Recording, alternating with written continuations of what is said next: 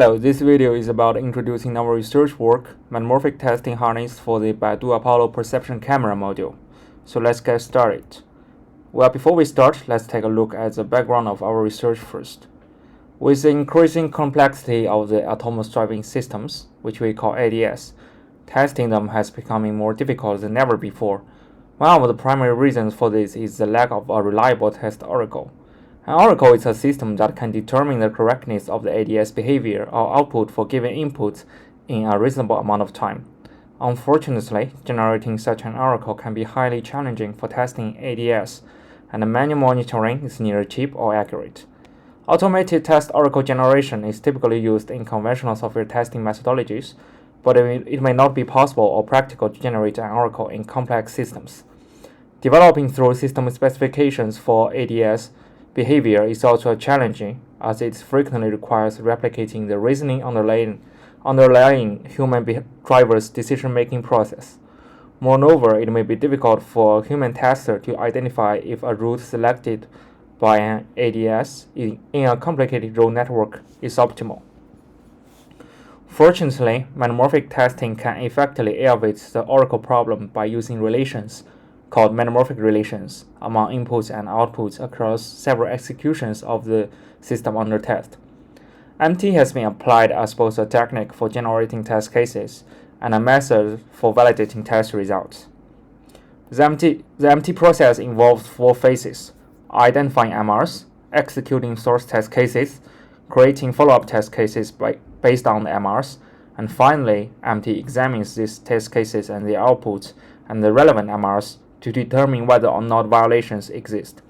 If violations occur, then it may be deduced that the software has a fault. In our research, we chose Baidu Apollo ADS. Baidu is a leading Chinese technology corporation that has been at the forefront of the ADS development, and Apollo is its open source ADS project. Today, we focus on the Apollo Perception-Camera Module, which is a crucial component of the ADS. As one of the most important sensors in the unmanned vehicle system, the camera plays an essential role in obstacle and traffic light detection. It is an important supplement to the LiDAR perception results. However, the camera has its shortcomings. It's easily affected by the environment and lacks depth information, which brings great challenges to the visual perception algorithm in the unmanned driving system. This is why establishing a set of high precision and high stability visual perception algorithms is the core issue of the unmanned vehicle perception module. So now let's look one of our main contributions, a test harness framework for testing ADS. First, let me introduce the test harness coordinator, which is the central component of the Apollo ADS test harness framework. The coordinator calls the test case generator to generate multiple input images for testing. It then runs the Apollo Perception Camera Module to identify obstacles in the images, and finally, the result processor program judges whether or not any safety requirements have been violated. The coordinator is the backbone of the testing framework, ensuring that all components work together seamlessly to provide accurate results. The test case generator is a program that takes the source images and generates follow-up images for testing. The coordinator specifies the separation between regions, how they are designed, the number of images to generate, and how bright these images should be. The generated images are placed in a hierarchical structure following the folder layout, containing raw input images, processed images in complete forms, and processed images in extracted forms that can be used for comparison. The result processor uses a structural similarity index measure (SSIM) matrix to compare the identified obstacles in the source and follow-up images. If the highest SSIM value between the obstacles identified in the source image and the obstacles identified in the follow-up image is lower than a predefined threshold, the program gives the result that the source and follow-up test cases identify different obstacles, and the safety requirements are violated. The result processor generates a report that contains the time, the test cases, and the obstacles information. It records the image names in which the obstacles discovered are different from the source images and those that may have potential MR violations. So now let's take a look at our findings. In this study, we utilized MT to test the obstacles identified by Apollo Perception Module against predefined MRs. The generation of these MRs is based on the tested ADS module and the previously generated driving scenarios. Similar to our previous study that separated images into background and target object regions, we separated the input images into two regions as well. We call it the modification zone and the identification zone. However, unlike the other study, which only targeted certain objects from the region, the MRs we use in this paper modify the entire region. The identification zone contains the obstacles that the Apollo Perception-Camera Module has identified. You can see in this image. So here are the MRs we used in MT. Simply speaking, the MRs are about changing the pixel brightness in the modification zone or changing the area of the modification zone. The obstacles identified in the identification zone should not be influenced. You can find details in our paper. The MRs are generated based on the assumption that changing pixel values outside the bounding boxes of obstacles on the image should not affect the identification result. Apollo Perception-Camera Module uses the YOLO model. Because of the nature of the YOLO model, the probability results within the obstacles grid should not change if the pixel values outside grid are changed. The altered pixels are not next to the obstacles, by the way. Well, to validate this assumption, we conducted an experiment which is shown in this figure. If changing the pixel brightness around the obstacle's bounding box affects the YOLO model's ability to detect the obstacle, then increasing the boundary of the modification zone to bring it closer to the original box should still leave the obstacles unidentified. However, it can be found in the bottom images that the obstacles is identified again with the same bounding box as the source images.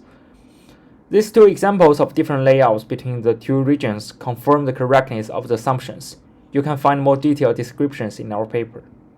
So now I want to share with you some findings from our research on object detection modules in ADS. Well, we tested over 2,000 images, including raw images and follow-up images generated based on modifications, with a total of 20 layouts and 10 different brightness levels. Our research revealed that most MR violations occurred when the boundary of the modification zone was close to obstacles in the identification zone. Increasing brightness in the modification zone also caused the model to miss identifying objects like vehicles or pedestrians.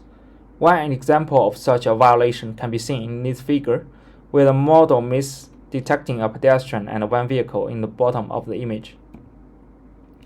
To obtain more precise results, we randomly extracted 469 images from video frames within the same databank provided by Apollo and evaluated 10 different source images of different scenarios, each with 1,000 follow-up images. The results were used to explore which layout and brightness degrees had a higher possibility of causing MR violations.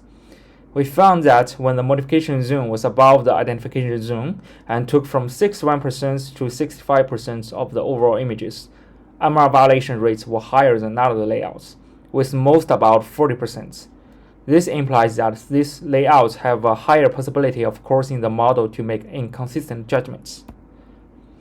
The pie chart in this figure shows the proportion of the 10 brightness levels with the same modification zone among the MR violated images. We found that the potential for each of the 10 levels of brightness to cause an MR violation is similar.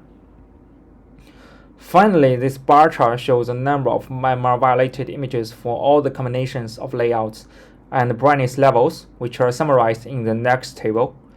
In this table, the first and second tiers show the combinations that cause the most MR violations out of the input images. These combinations can also be seen in the previous figure with the heights of the bars, indicating that they are more likely to show MR violations. In addition, it has been found that MR violation can occur not only in single images, but also in sequence of consecutive frames.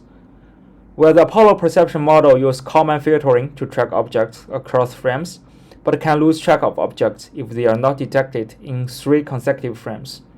To detect MR violations in sequence of consecutive frames, we compared the number of obstacles found in each frame between source and follow-up images. We ensured that the same obstacles were detected in the same consecutive frames of the sequential raw images before judging the MR violation.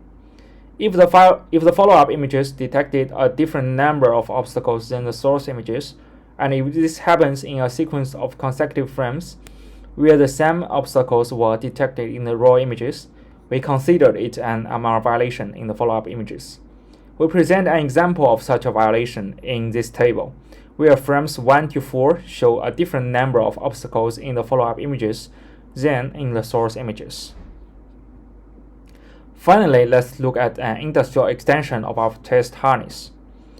In the first half of 2022, one of the authors conducted an internship at NIO, a leading manufacturer of smart electric vehicles in China, and observed a similar problem where testers could only manually execute one scenario at a time, resulting in an inefficient process.